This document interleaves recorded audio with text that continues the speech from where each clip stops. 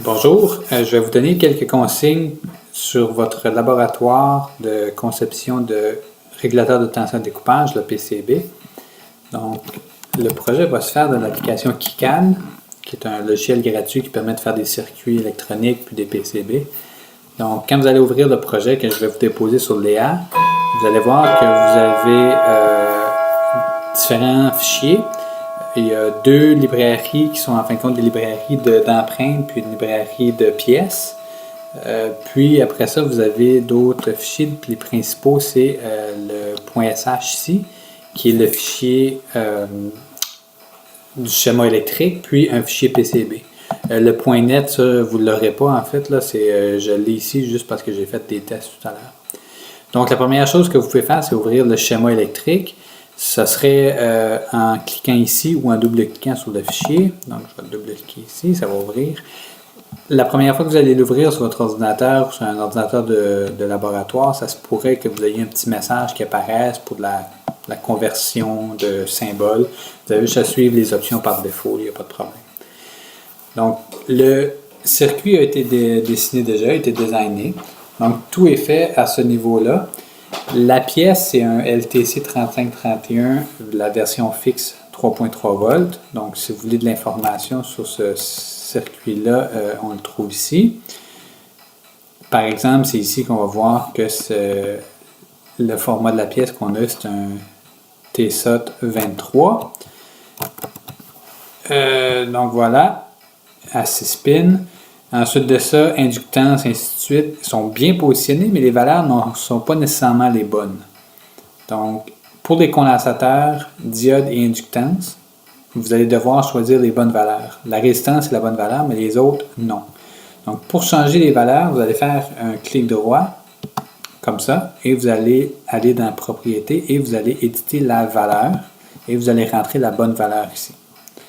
Je ne sais pas si vous avez remarqué, mais pendant que j'ai fait ça, il y avait un petit touche de raccourci pour changer la valeur. C'était la touche V.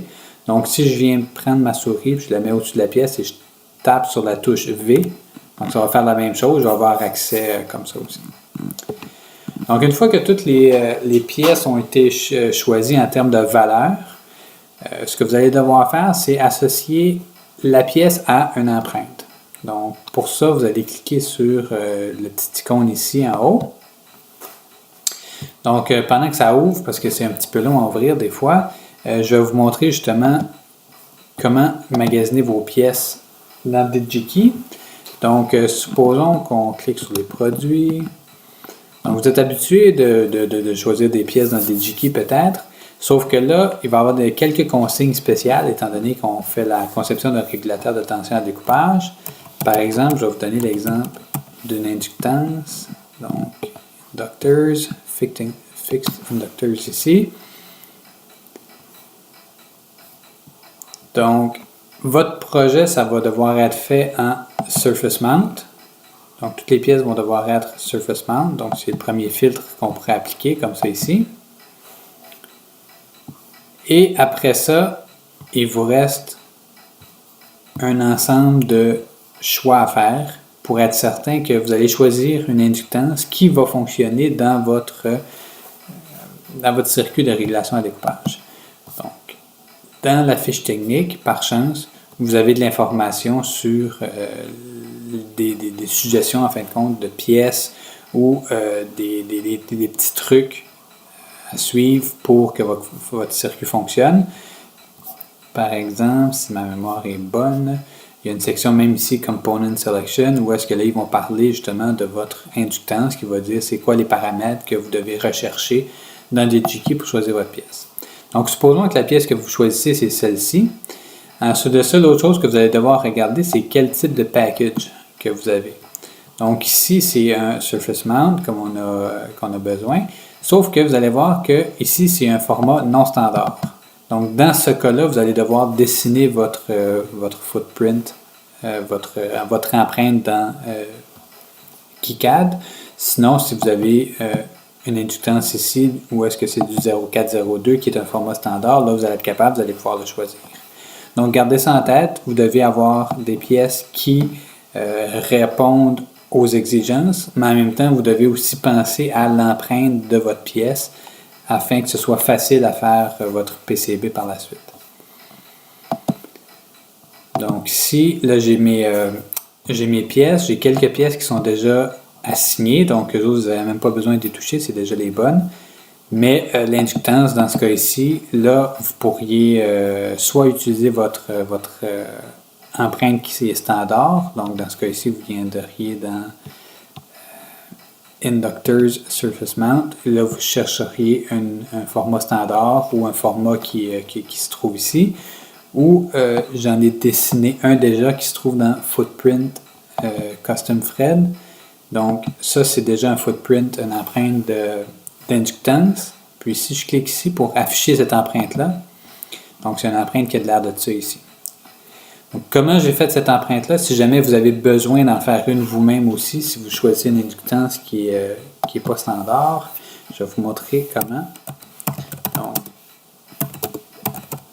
vous écrivez Getting to Blinky, qui est le nom de la série tutoriel qui est faite par Contextual Electronics sur KiCad.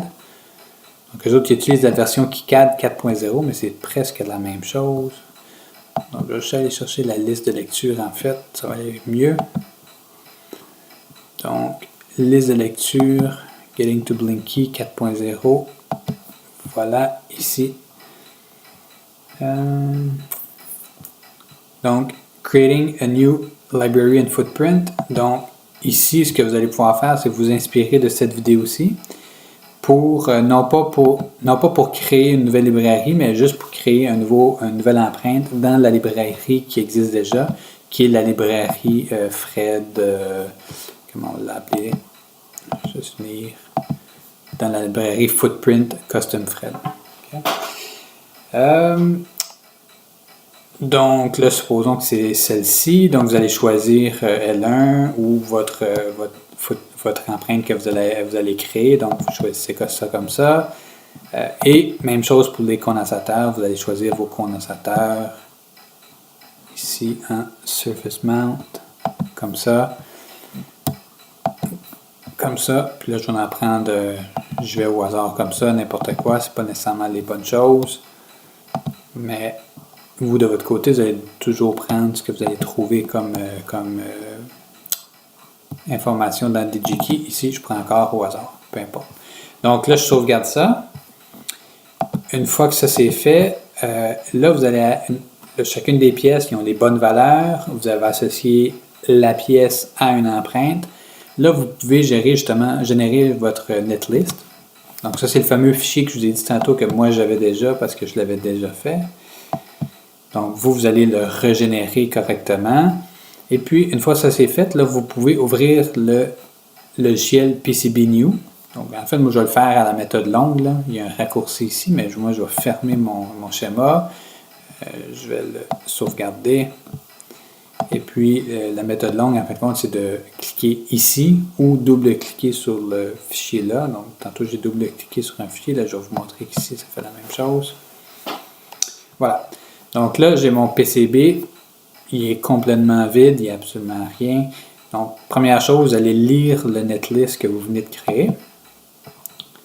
Donc, lire le netlist courant. Et voilà. Donc, les pièces ont été placées ici. Vous pouvez fermer. Et là, vous allez sélectionner où est-ce que vous voulez les positionner. Donc, en plein milieu comme ça. Et voilà. Voilà, donc là, ça, c'est les pièces que j'ai choisies au hasard tantôt pour notre PCB. Donc, première chose que moi, je suggère de faire, ça va de commencer par placer le régulateur de tension au centre, donc le circuit intégré. Donc, il y a plusieurs façons de le faire. Première chose, vous pouvez cliquer dessus, cliquer sur la pièce, faire un clic droit, puis aller directement dans « Déplacer ». Et puis déplacer la pièce comme ça. Je ne sais pas si vous avez remarqué, mais encore là, il y avait un raccourci et c'était le raccourci M. Donc, si je viens au-dessus de ce condensateur-là et je tape sur la touche M, oups, donc là, c'est parce que ma pièce était sélectionnée. Je vais juste cliquer dans le vide pour désélectionner ma pièce. Et là, si je tape sur la touche M, donc là, je peux déplacer mon condensateur. Donc là, vous allez faire ça pour chacune des pièces. Et si vous avez besoin de faire une rotation à la pièce, ça va être la touche R. Donc, comme ça, on est capable de faire une rotation à la pièce. Donc là, lui, on va venir bouger ça ici, on va mettre ça là. Petite rotation comme ça, comme ça. Donc là, je vais grossièrement, là, juste pour que vous ayez une idée, là, c'est quoi le... Supposons que tout est beau. Là, je vais vous montrer comment faire les traces. Donc, les traces, vous cliquez ici. Et puis, si vous avez besoin d'autres traces, c'est possible d'en faire. C'est possible d'en ajouter. Puis encore là, si vous avez besoin de plus de détails de ce type-là, je vous suggère fortement d'écouter les tutoriels Getting to Blinky. Là, ils vont pas mal plus en détail sur les différentes fonctionnalités. Là. Donc, ça va être votre complément d'information si vous en avez besoin. Donc là, ici, supposons que je prends des traces standards. Puis, je vais m'approcher. Donc ici, ça, il faut que ce soit connecté à ça ici. Ça, il faut que ce soit connecté à ça. Ça, je connecte ici. Voilà, comme ça. V-out, comme ça. Donc, vous reliez toutes vos pièces. Et puis, après ça, ça se pourrait que vous ayez besoin, par exemple, de faire un ground plane. Donc, un ground plane, c'est recouvrir une surface du PCB par une couche de cuivre. Donc, supposons que vous avez à faire ça, ça va être avec l'addition de zones de remplissage ici. Donc, vous allez cliquer une première fois, et là, il va vous demander est-ce que c'est sur le top copper ou le bottom copper. Donc, vous, ça va être le top ou bottom, tout dépendant de ce que vous voulez faire. Et puis, vous allez associer le net qui est associé à ça. Donc, si vous voulez faire un ground plane, ça va être le net ground. Et vous y allez OK. Et puis, vous tracez comme ça. C'est quoi la section. Et quand vous voulez terminer, vous double-cliquez pour terminer. Donc là, ce que ça va faire, c'est automatiquement, comme vous pouvez voir, ça va créer une couche de cuivre. Et puis, ça va connecter toutes les pins, les broches qui étaient au ground. Et puis, ça va garder une zone tampon entre les traces que vous venez de dessiner. Donc là, supposons que c'est vraiment important que, mettons, ce connecteur-ci, qu'il n'y ait pas de ground plane autour. Parce que là, vous lisez dans la fiche technique que ce connecteur-là, c'est super important. Il ne doit pas avoir de ground plane autour. Donc là, ce que vous allez pouvoir faire, je crois qu'on peut, je pense que ici, on peut changer l'affichage. Voilà, comme ça. Donc là, on voit que ici, il y a un ground plane partout autour ici. Mais si je peux ajouter, par exemple, une zone interdite. Donc, zone interdite, je vais cliquer ici et je vais dire sur quelle couche je veux qu'il y ait une zone interdite. Ça va être sur le top cuivre. Et je dis c'est une zone sans cuivre. Donc, sans via et sans piste. En fait, ça se pourrait que je veuille avoir des pistes plus tard, supposons. Ça fait que je vais regarder ça comme ça. Mais je vais mettre sans cuivre. Et puis, j'irai comme ça. Voilà. Et puis, après ça, si je viens, je remets ça. Donc là, je peux faire un clic droit. Et puis la zone, je peux faire supprimer tous les remplissages. Et puis, je peux remplir à nouveau avec la touche B. Et voilà, ça va redessiner. Puis maintenant, dans cette zone-ci, on voit qu'il n'y aura pas de cuivre. Donc le ground plane va être exclu de cette zone-là. Donc ça, c'est des choses que vous pourriez avoir à faire. Est-ce que j'oublie des trucs? Donc je crois que ça devrait être une bonne... quand même assez d'informations là, pour vous permettre de commencer votre projet. Donc comme je vous dis, si vous avez des questions en cours de route, n'hésitez pas d'essayer de trouver les informations dans le tutoriel Getting to Blinky, où on va sûrement avoir la chance d'en parler en classe.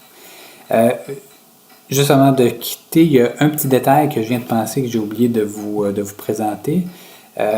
Supposons que vous voulez, en fin de compte, vous allez sûrement vouloir placer les pièces le plus proches les unes des autres. Donc, ce que vous allez devoir faire, c'est avoir beaucoup de flexibilité quant à la granularité là, de la grille.